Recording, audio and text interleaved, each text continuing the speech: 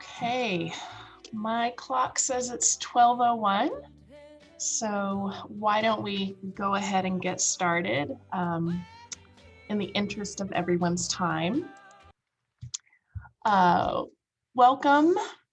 I'm so glad you're here today. I'm Dr. Allison Boyer. I'm director of the Center for Teaching and Learning here at Collin College. So let's spend a little time together thinking about cheating today and how we can, maybe change some of the things we're doing with our assessments and our teaching to help mitigate that behavior in our classrooms.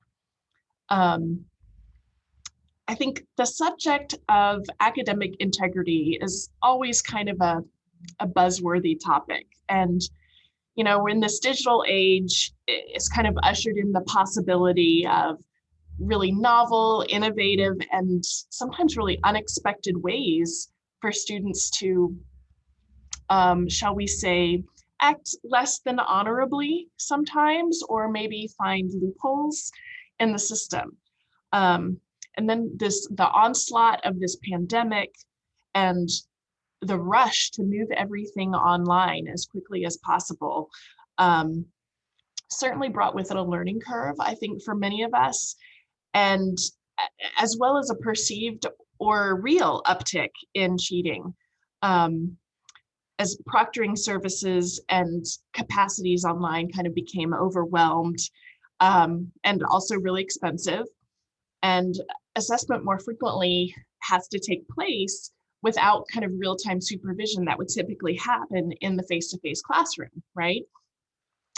For what it's worth, there has been some evidence that cheating has increased in the COVID-19 era of distance learning.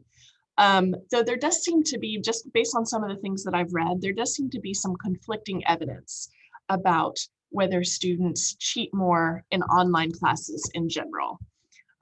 So for whatever that's worth. So my plan for the session today then is to think a little bit about what drives student cheating, then focus on some evidence-based strategies that might help faculty mitigate cheating, as well as foster a culture of academic integrity in online classes. I do want to say what we're not going to talk about today is, how to catch students who are cheating, or what to do if you do find that you have a student in your class who has been cheating. You can look to your faculty handbook or refer to the Dean of Students website for information about what to do when that happens. So my focus today is just on our teaching and what happens in the classroom. So first, I would like to hear from you all a little bit kind of before we dive in. And I'm wondering if you feel like you're seeing more cheating in your online classes now since the pandemic. I actually created a little poll, if I can get it going here. I'm just curious to kind of take the pulse of everybody who's here today.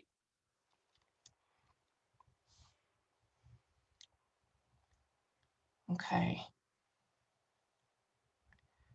So it looks like about 65% of you all are saying yes.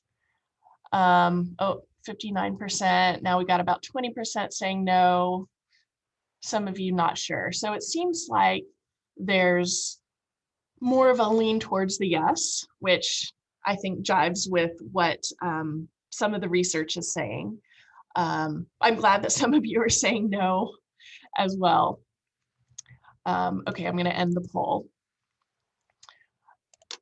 So the next question that I have for you all is, what experiences with cheating or other problems with academic integrity are you seeing? What's been happening in your classes over the last year? If there's anything that has surprised you or anything that kind of sticks out to you, I'd love to hear about it. You can put it in the chat, or if you want to unmute your mic and share it that way, feel free. Oh, Catherine. So Catherine says she's not noticing a difference before or after COVID. She saw it before as well as after. Oh, Kim, plagiarized discussion posts. That makes me kind of sad. I mean, all cheating makes me sad, but discussion posts seem like they would be fairly innocuous. Anything else that you all have found surprising or maybe unexpected even in some of your students' behavior related to academic integrity? Discussion post, really, wow. Cheating on exams, Course Hero. I shake my fist at Course Hero. Not cool. Lazy went on Zoom. Class-wide collusion, okay. Gwen sharing that. Students buying answers online, yeah. Oh, they seem more brazen, that's interesting. Oh, Anna says they're more likely to try to convince you that they're ignorant rather than dishonest. Tala says, I see this in exams. Students who don't do very well on other assignments are making A's on exams. Yeah, that can certainly be a sign. Non-proctored tests. Yeah, it's so disappointing, isn't it? You know, we work really hard. We want our students to learn, but it's disappointing that it happens. Catherine says, I've seen evidence that students are giving me answers that I recognize word for word from my suggested corrected responses given to students for assignments in previous semesters. Yep, that's where that collusion comes in, or the way students share with one another sometimes. Yeah, Course Hero. Yeah, so I'm not surprised by some of your responses, but surprised by others. So that's really interesting. And Chegg, yeah, that's another big one. We'll talk about that a little bit. So yeah, I feel your pain, y'all. I've experienced this in some of my own classes as well, and it's always really frustrating and disappointing, like I said. So hopefully some of the things that we'll talk about today will, like I said, try to mitigate some of this behavior or make it a little bit more challenging for students to get away with, or at least less inclined to try.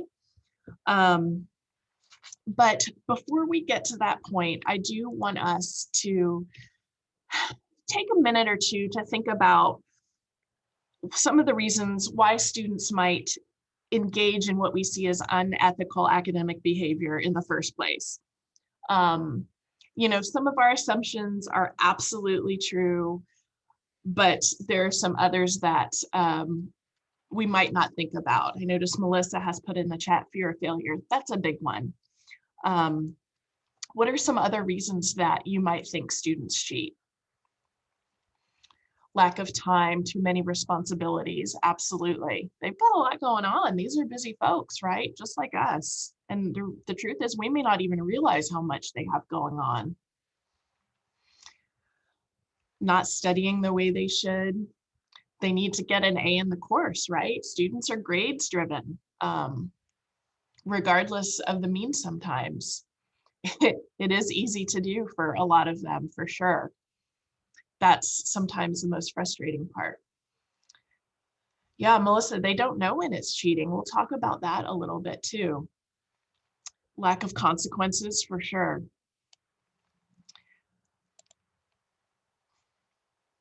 Yeah, feeling the absolute necessity for the grade rather than learning. That certainly drives a lot of students. They'd rather spend the time looking for novel ways to cheat rather than straight up study. Yeah.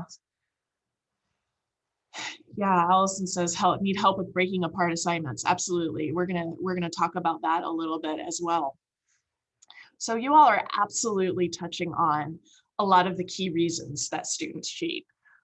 We don't have time to go through all of them today, obviously, but here are some of the big ones that research confirms for us. So first of all, Somebody brought this up. It seems easy, and it is easy sometimes, unfortunately. Absolutely. For some students, cheating is driven by the fact that they simply don't think they'll get caught, or that the consequences won't be that bad, as some of you said in the chat. And it seems relatively easy to do. For many, the perceived advantages of cheating outweigh the risks, unfortunately. Another reason, peer behavior standards. Students might also be influenced by the perception or the reality, as the case might be, that, quote unquote, everyone else is doing it. And hardworking students can feel really resentful if they feel like they're working hard to earn grades while other students are taking shortcuts and getting the same grades or better grades. Heck, think back to the doping scandal in competitive cycling, when it was discovered that not only was Lance Armstrong doping, but so were many others, just to keep up and kind of have ironically, a fair shot, right? I think that can happen a lot in our classrooms as well. Students want to feel like they have a fair shot too. And if they feel like their colleagues in the class, their peers, are cheating, then it feels unfair to them. Here's a big one that several of you brought up already, these feelings of pressure, the fear of failure.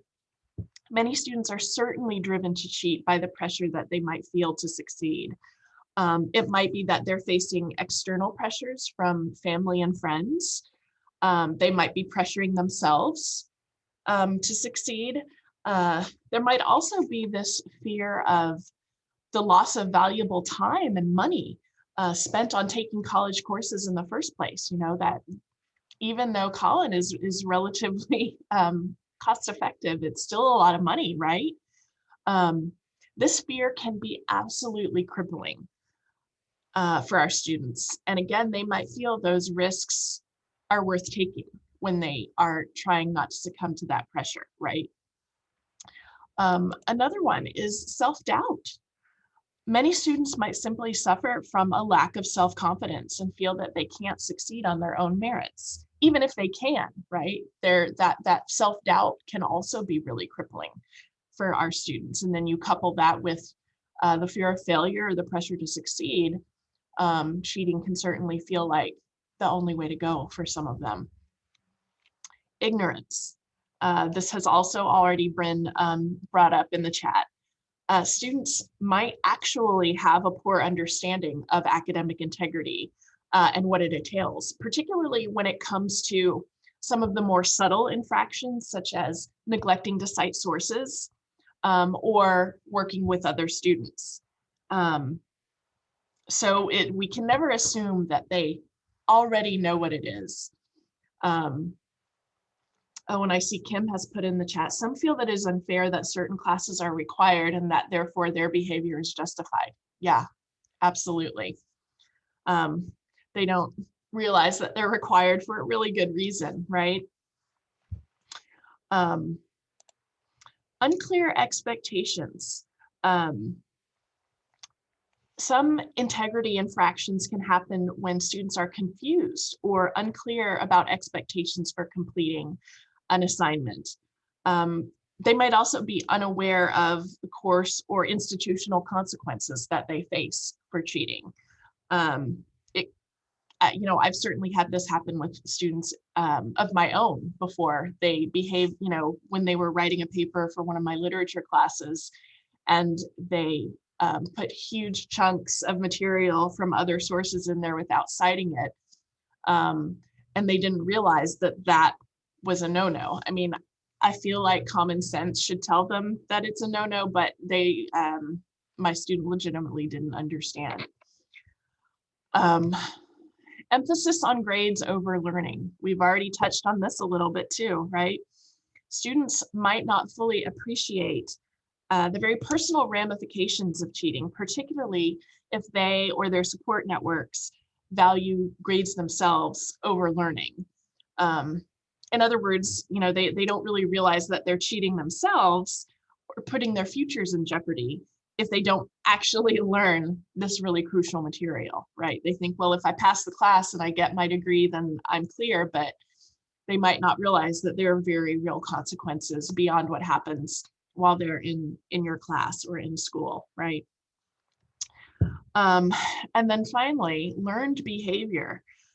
Sadly, several studies have shown that many students seem to have learned some of their dishonesty behavior from everyday adult examples. Goodness knows we are lacking a lot of good models in our popular media these days.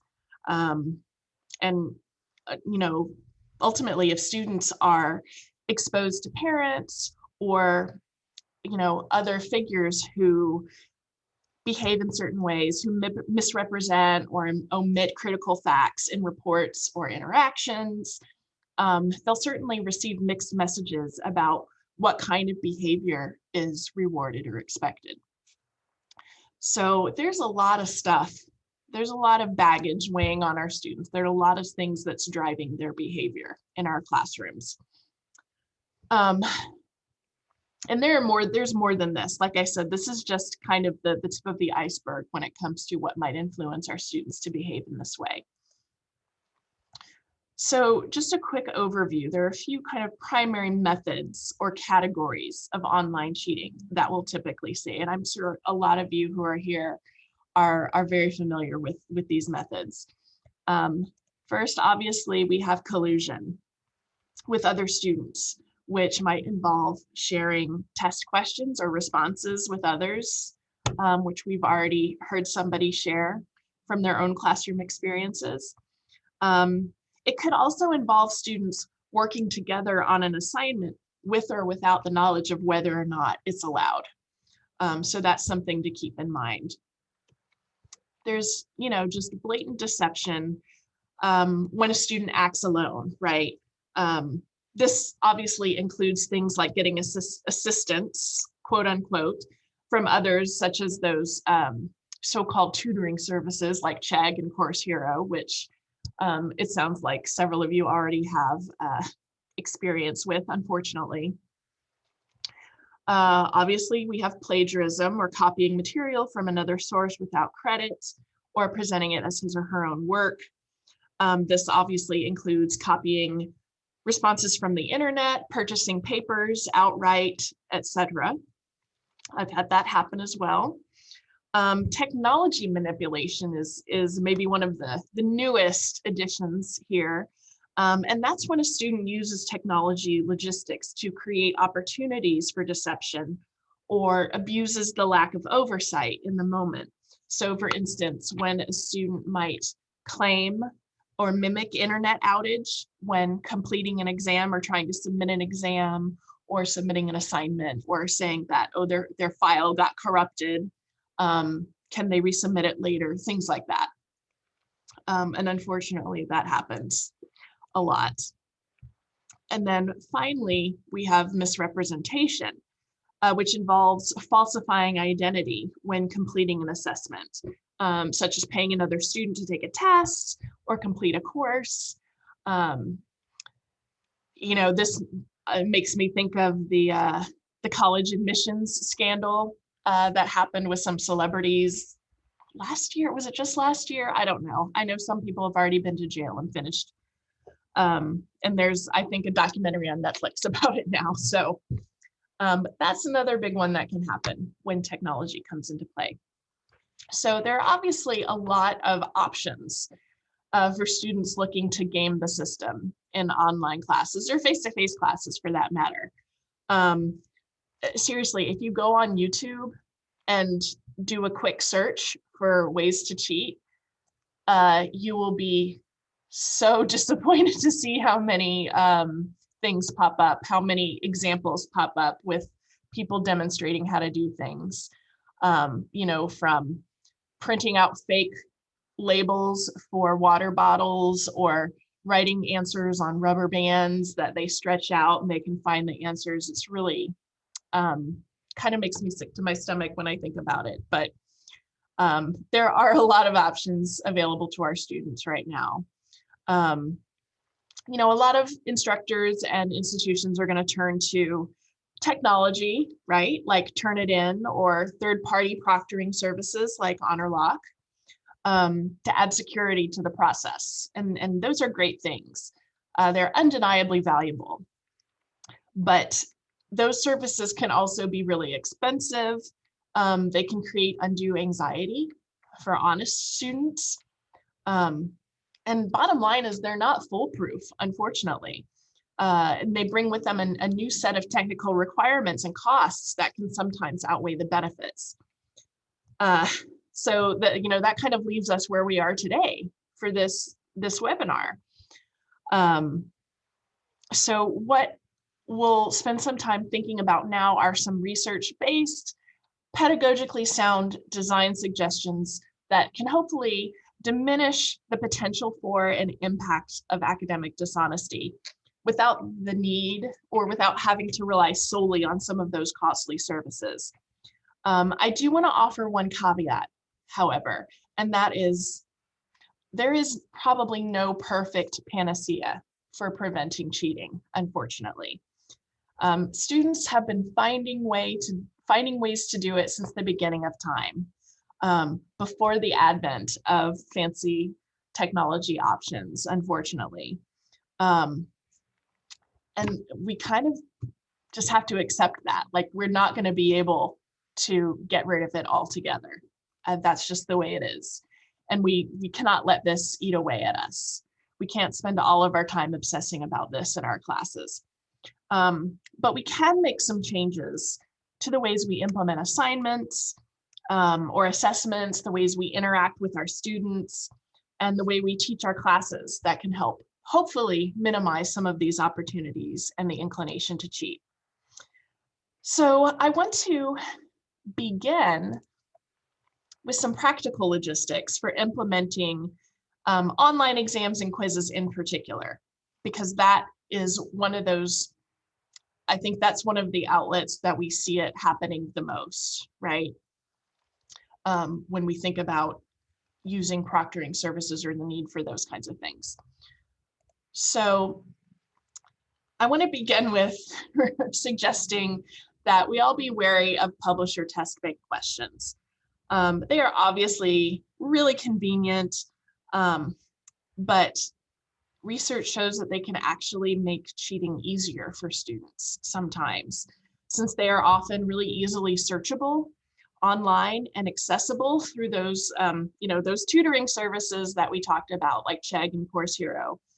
And because they're publisher generated, that means more instructors across the country, across the globe might be using them, and therefore more students have access to them and can make them available online for other students to find.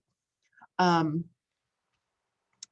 for what it's worth, it's also been found that many test bank questions, not all of them, but many of them are often only knowledge level questions, which are also really easily and quickly searchable.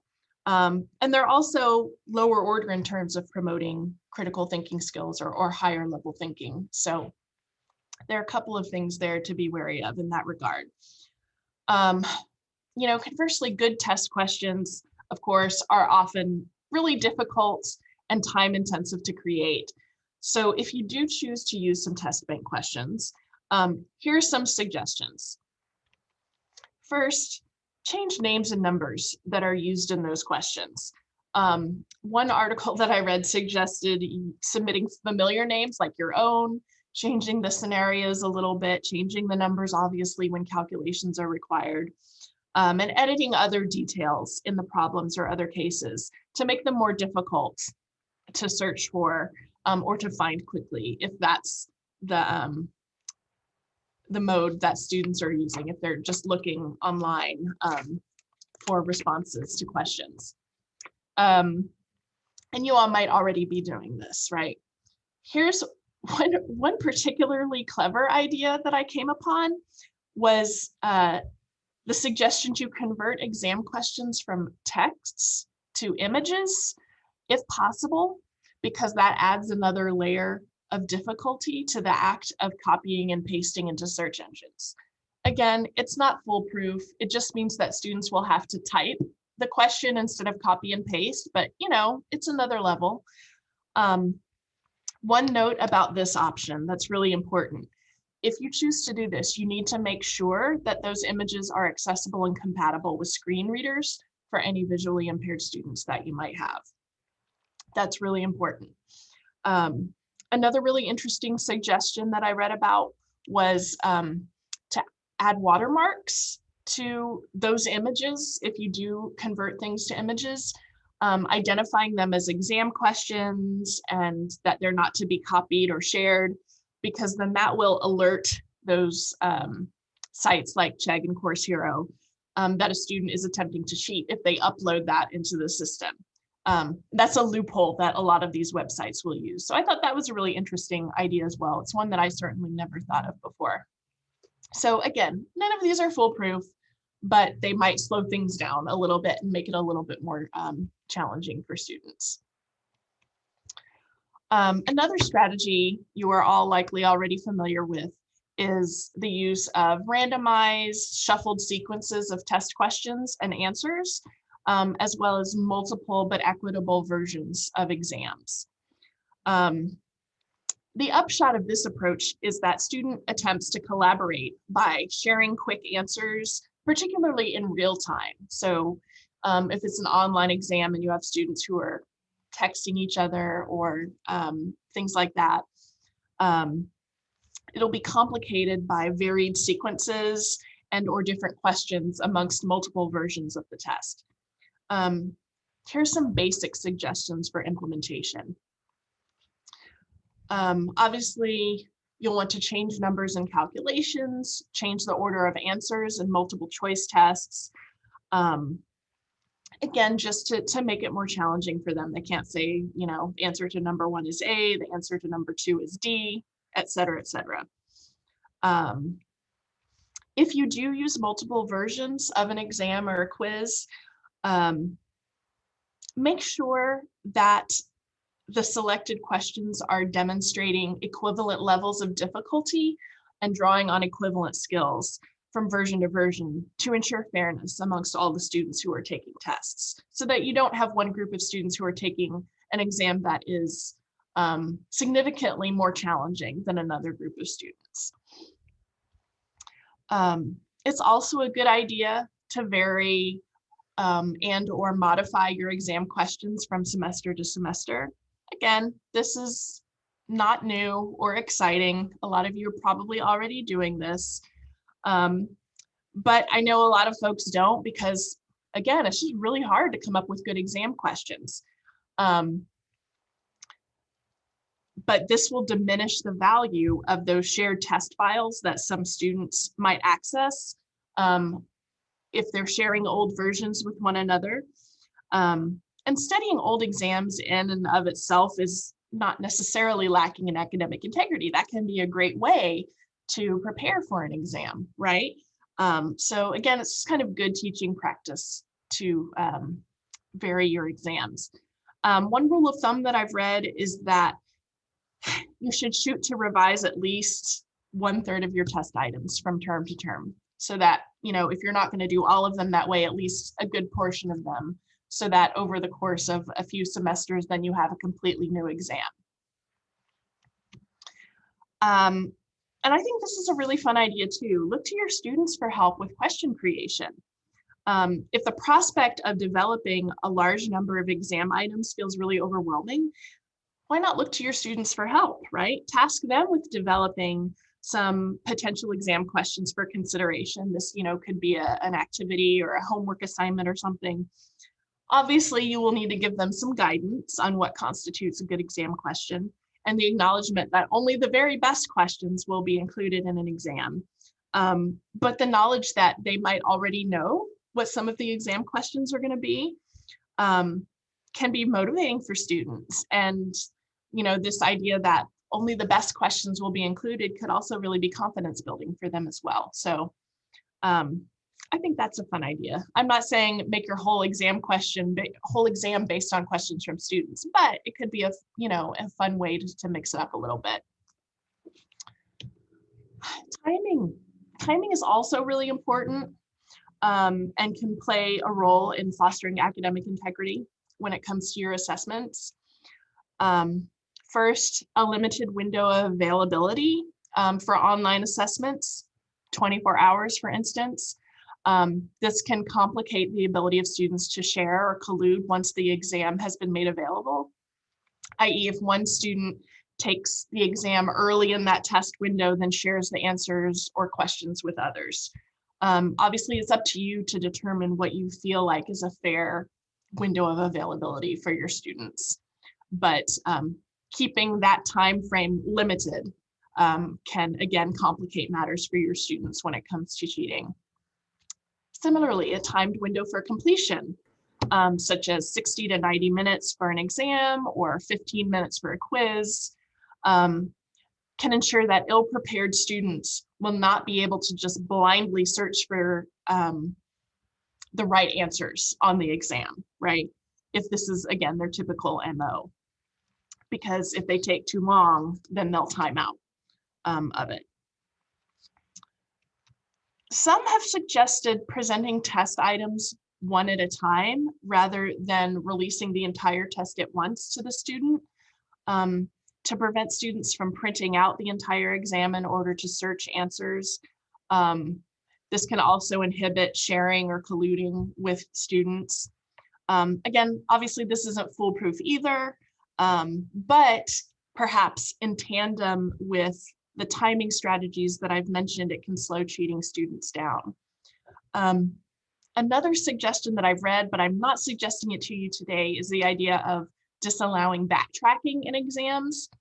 And I think that's not really a fair option, because for some that's a very useful test taking strategy for students. Like if they come to a question they're not sure of, they skip it and then move on and then come back to it later when they can think about it more. So I don't necessarily recommend that one.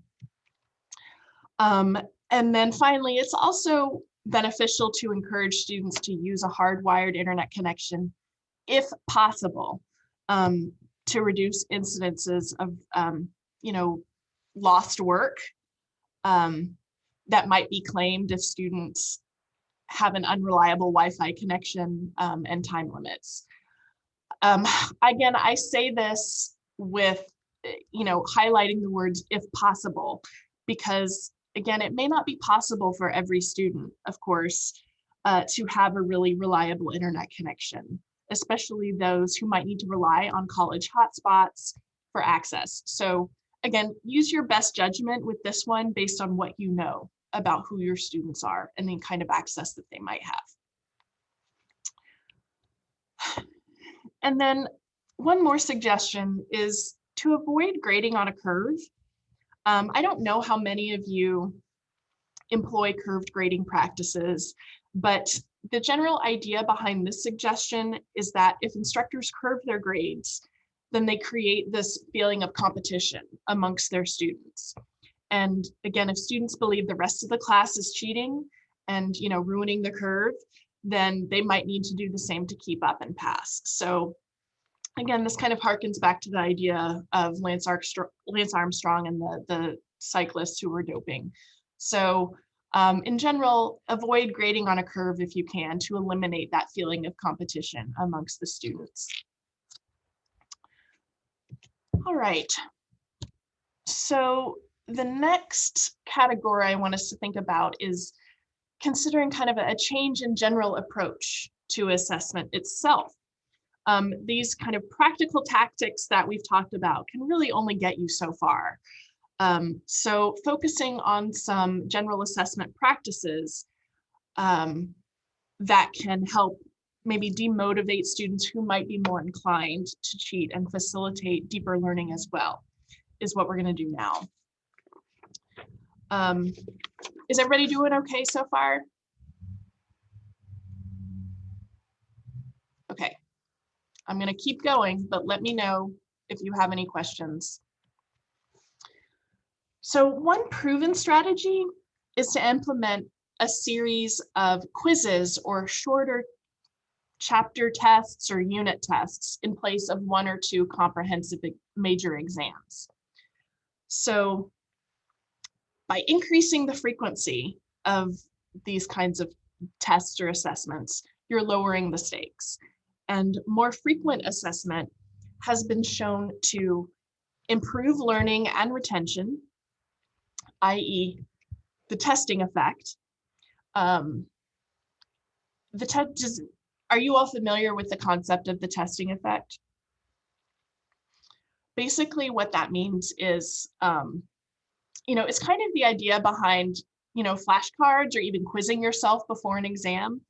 The more you test yourself, or the more a learner is tested, the deeper their learning is going to be, right?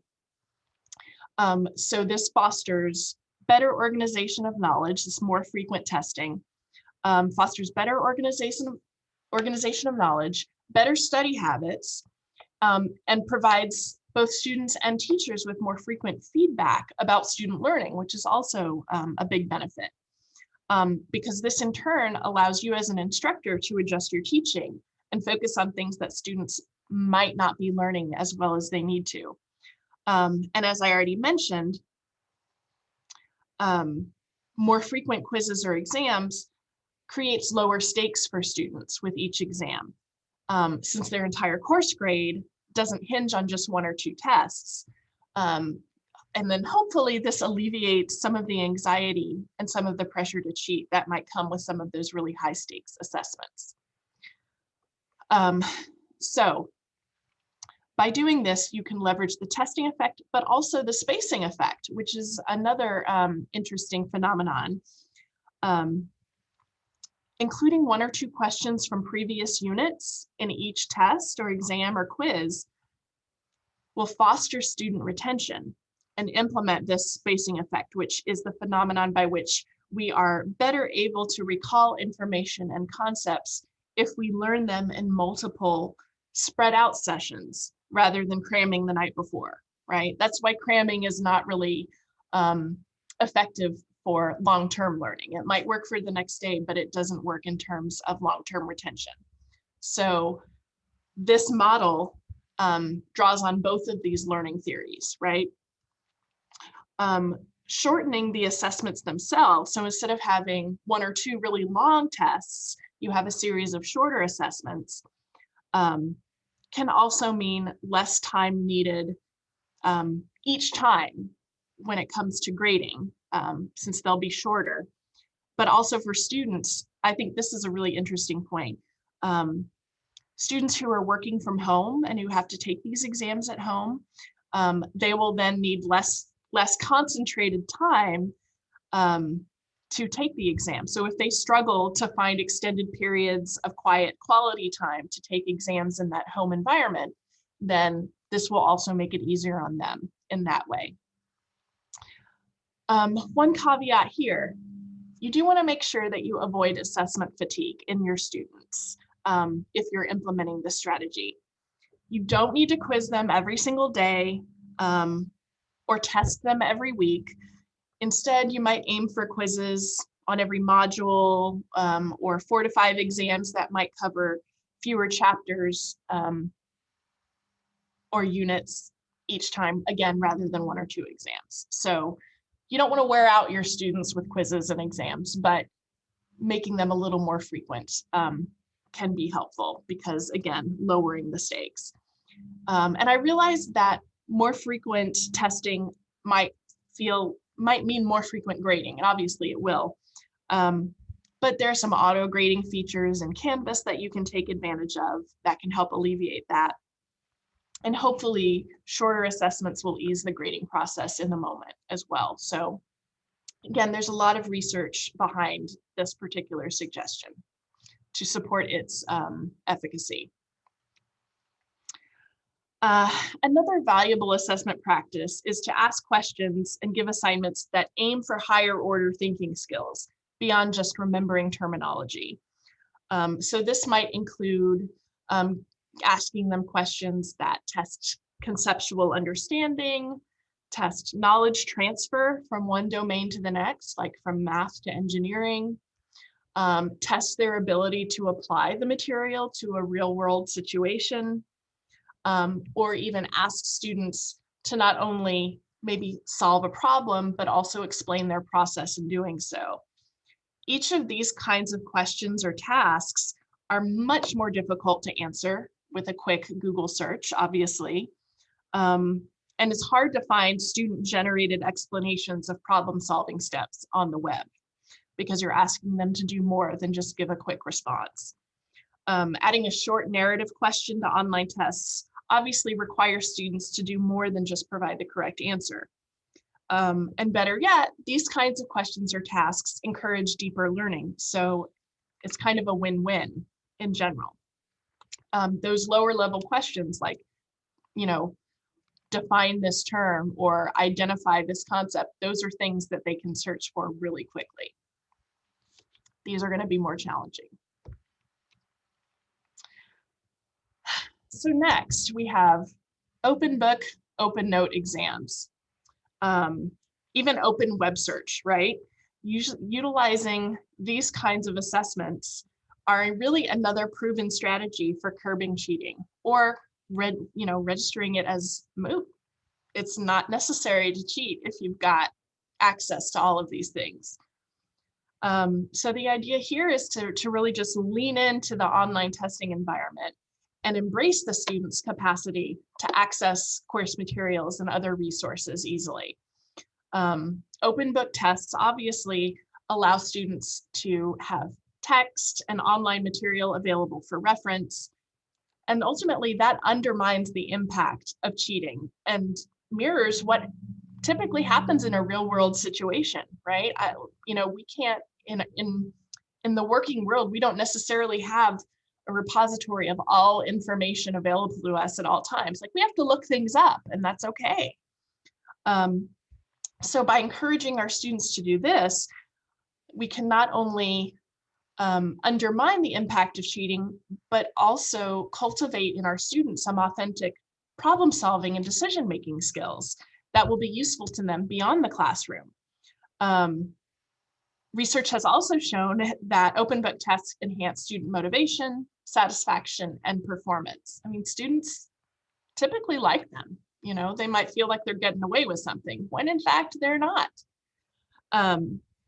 So a few suggestions for implementation here.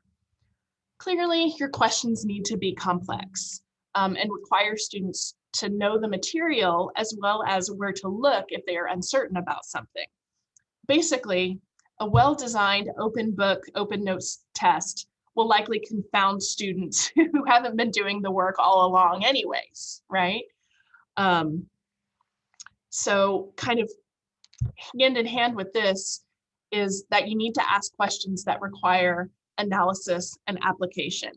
They need to go beyond simple recall and repetition to offset the provision of books and notes and things like that. If you're asking them to define a term that they can just easily look up and copy out of the book, then you're not really accomplishing anything.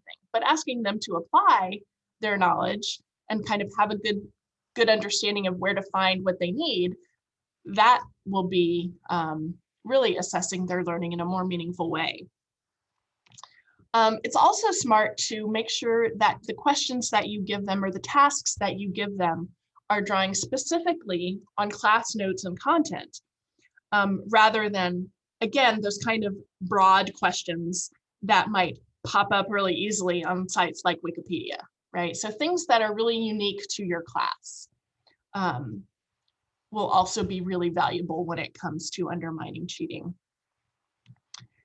And you also just need to be really upfront with your students and explain that and even that you expect or even encourage that they will look things up online while they're taking the exam, and remind them that the questions will be challenging and that they'll still need to prepare in advance for the exam, and keeping up with course material is still required to succeed. So, just tell them like, look, this is what you're going to do and it's okay. In fact, go for it.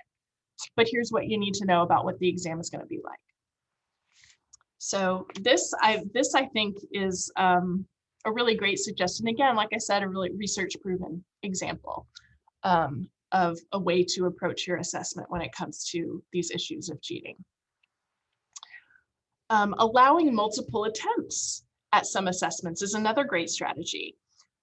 Allowing students to take a quiz several times, for instance, has been shown to reduce test anxiety as well as the desire to collude, because they can just take it again if they didn't like their performance the first time around.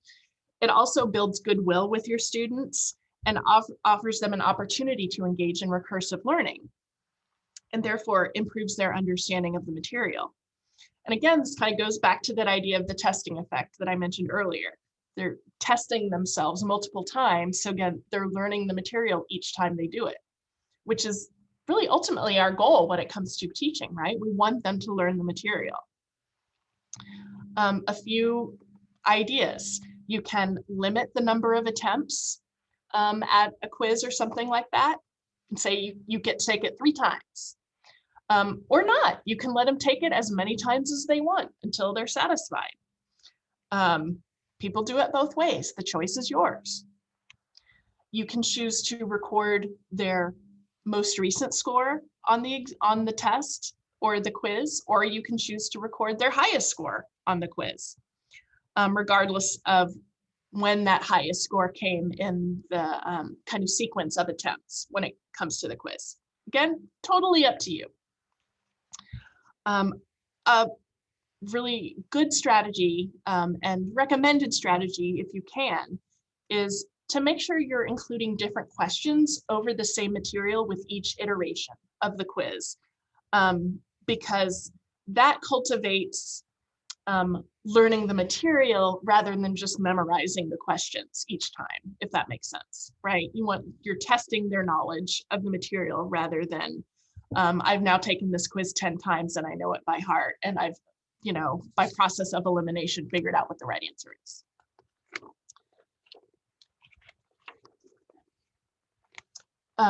One pedagogical principle to also keep in mind is that employing multiple measures or diverse assessment methods can provide more accurate, valid, and well-rounded assessment by giving students a variety of opportunities and methods by which to demonstrate their learning.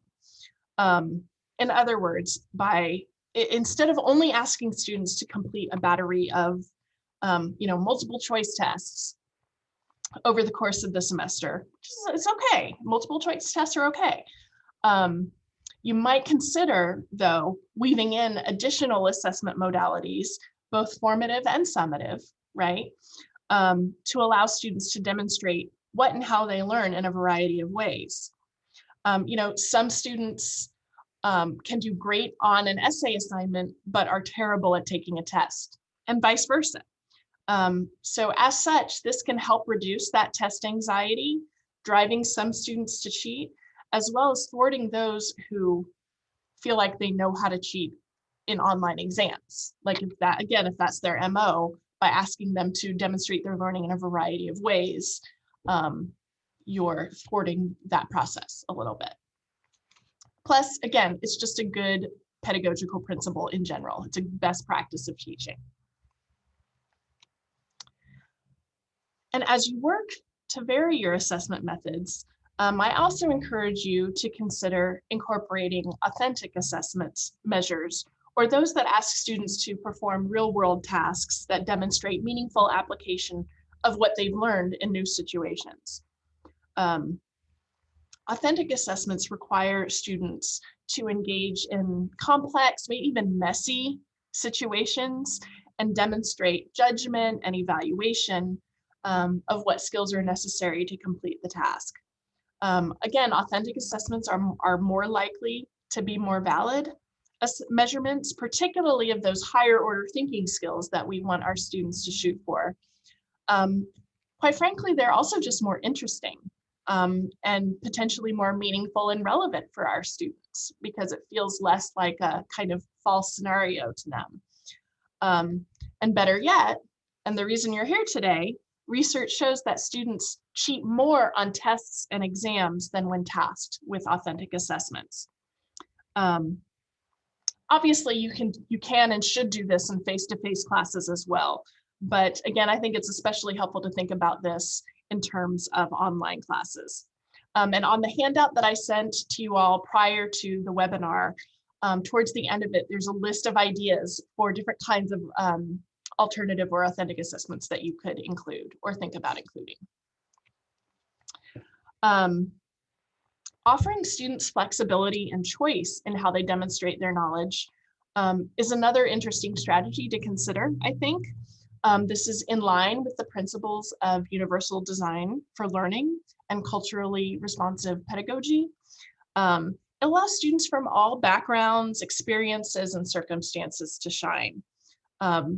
And again, can also mitigate cheating. You don't want to give them too many choices, but offering a little bit of flexibility, again, can help alleviate some of that anxiety, help them feel more in control of the situation, and hopefully less inclined to cheat. Okay, as we work our way towards the end of this webinar, I also want us to think about some ways that we might adjust our overall mindset when it comes to our teaching, and how some of the basic things we do in the classroom as instructors can ideally help cultivate a culture of academic integrity amongst our students and in our classrooms. So back to this idea of clarity and transparency. It is always a valuable teaching practice, and it's no different when it comes to academic integrity.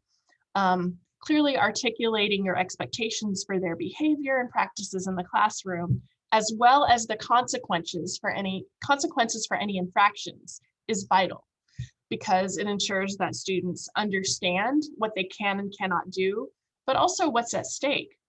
And again, if you think back to some of the reasons that students cheat in the first place, this can help with some of those. First, spend some time defining academic integrity and why it's important.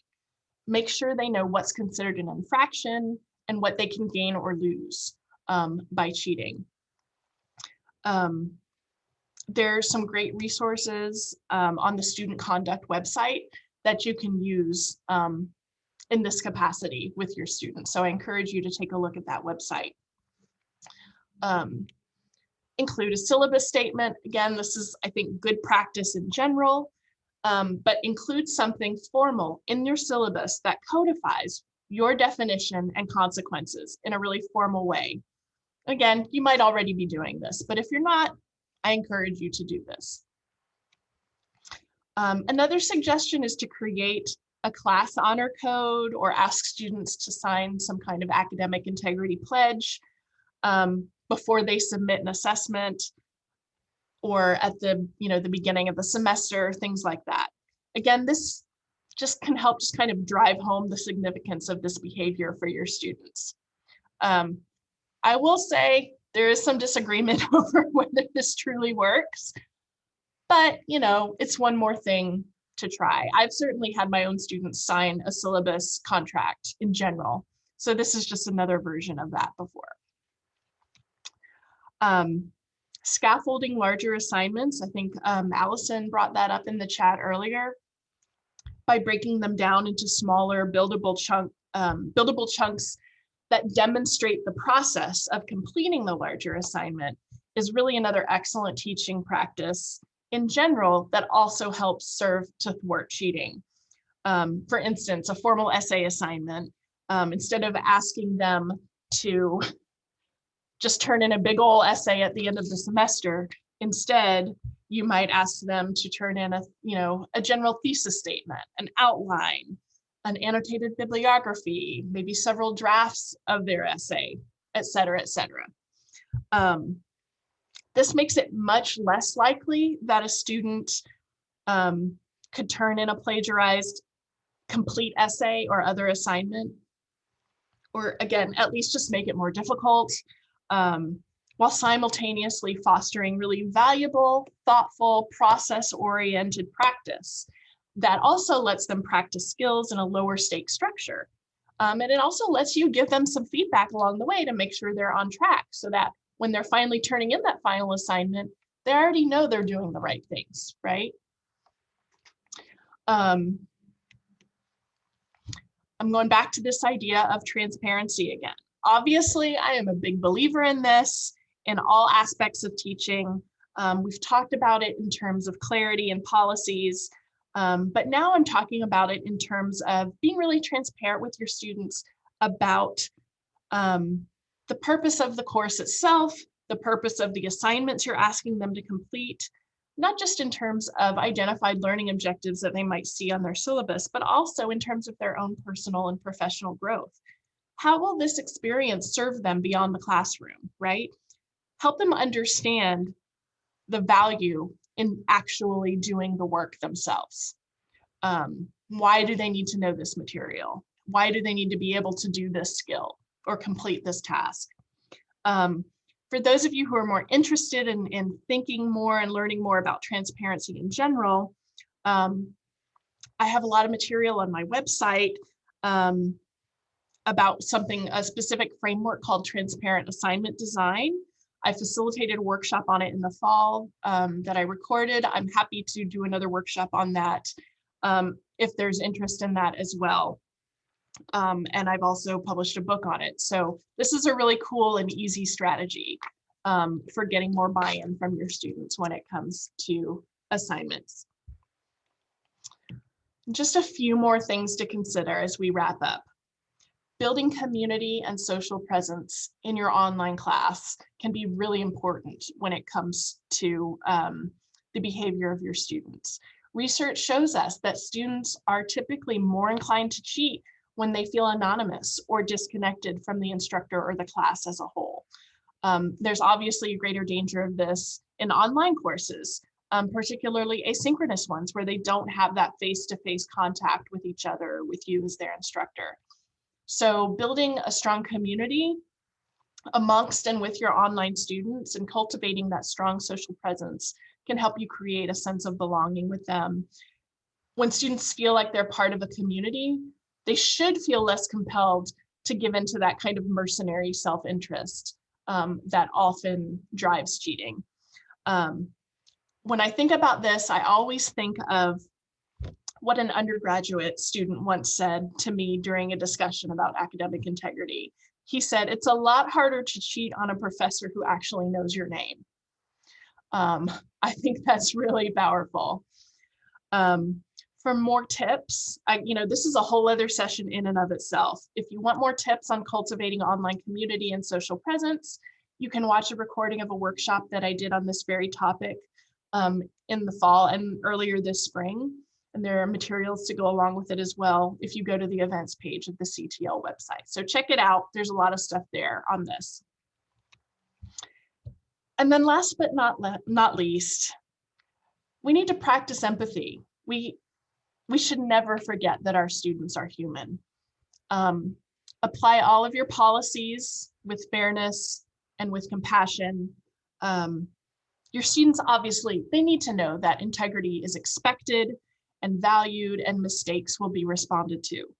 However, students who cheat aren't always bad people, and academic misconduct isn't always dishonesty.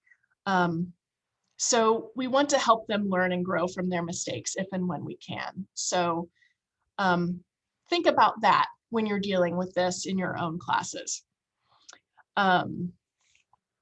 We have talked about a lot of different strategies, and I wanted to extend the invitation to all of you because we're about to run out of time.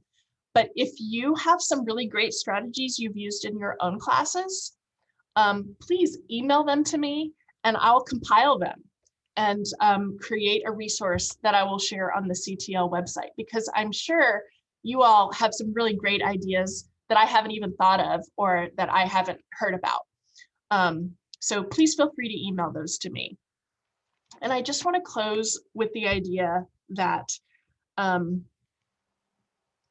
many of these things might feel like they take a lot of energy and time, and that is probably in short supply for a lot of us right now. But I think the idea here is to just consider what we've discussed and decide what's doable for you. Even if it's possible to only implement a few things. If that could help even 30%, that would be worth it, right? You might end up with happier, more engaged students as a result, and you might be happier even if it's just 30% too. I'm sorry I did so much talking today. I really wanted to talk to you guys and hear from you guys a little bit more. So please don't hesitate to reach out to me. I just want to end here with a quick reminder about these are the rest of the webinars that are going to be happening this spring. So thanks to all of you for being here today. Hopefully you're taking away some ideas and some reminders, and have a great rest of your week. And I hope your students don't cheat. Thanks everyone. Take care.